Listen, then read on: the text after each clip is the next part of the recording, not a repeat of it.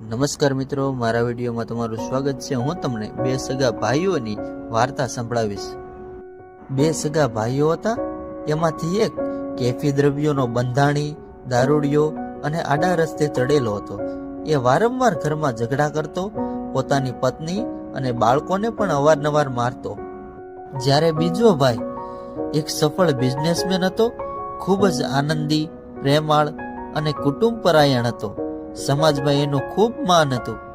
ગામમાં થોડાક પ્રતિષ્ઠિત વ્યક્તિઓમાં એની ગણતરી થતી। ઘણાને આની નવાઈ લાગતી। બધાને થતું કે એક જ માતા પિતાના સંતાન અને એક જ વાતાવરણમાં ઉછરેલા હોવા છતાં આ બંને ભાઈઓમાં આટલો બધો ફરક હોવાનું કારણ શું હોઈ શકે? એટલે એમાંના એક જણે આ રહસ્યનો તાગ મેળવવાનું નક્કી કર્યું। સૌપ્રથમ એણે ખરાબ લતે ચડી ગયેલા ભાઈને જઈને પૂછ્યું, તમે અત્યારે જે છો, જે કાંઈ કરો છો, એ બધા માટે તમને પ્રેરણા ક્યાંથી મળેલી? તમે આજે જે પરિસ્થિતિમાં છો એના માટે તમારા મતે જવાબદાર કોણ છે? પેલા દારૂડિયાએ જવાબ આપ્યો, મારા પિતાજી, બીજું કોણ વળી?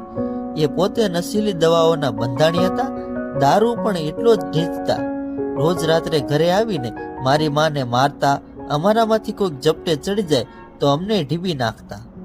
હવે તમે જ કહો, આવું દ્રષ્ટાંત ઘરે હોય તો આપણે પણ ધીમે ધીમે એના જેવા જ બની જઈએ। મારા કિસ્સામાં પણ એમ જ બન્યું।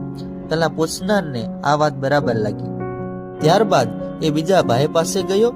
એ ભાઈ અત્યંત પ્રતિષ્ઠા ધરાવતો અને ઉચ્ચ જીવન જીવતો હતો। એણે પણ પેલા એ જ સવાલ પૂછ્યો જે એને એના દારૂડિયા ભાઈને પૂછ્યો હતો કે તમે અત્યારે જે કાંઈ છો, જે કાંઈ કરો છો, એ બધા માટે તમને પ્રેરણા ક્યાંથી મળેલી? તમે આજે જે પરિસ્થિતિમાં છો એના માટે તમારા મતે જવાબદાર કોણ છે? પ્રતિષ્ઠિત વ્યક્તિએ જવાબ આપ્યો, મારા પિતાજી, બીજું કોણ વળી? હવે પેલા સવાલ કરનાર માણસને નવાઈ લાગી। એનાથી પૂછ્યા વિના રહેવાયું નહીં કે પરંતુ તમારા પિતાજી તો દારૂડિયા, નશીલી દવાના બંધાણી અને ઝઘડાળુ હતા। એ તમારી પ્રેરણા મૂર્તિ કઈ રીતે હોઈ શકે? અરે એમ જ છે, સાચું કહું છું, એ જ મારી પ્રેરણા મૂર્તિ રહ્યા છે।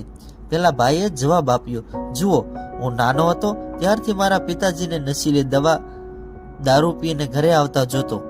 એ મારી માતાને મારતા કે ઘણીવાર અમારો વારો પણ ચડાવી દેતા, અને એવી દરેક રાત્રે એમને જોઈને હું નક્કી કરતો કે આવી જિંદગી તો મારી નહીં જ હોય, અને આવો તો હું ક્યારેય નહીં બનું।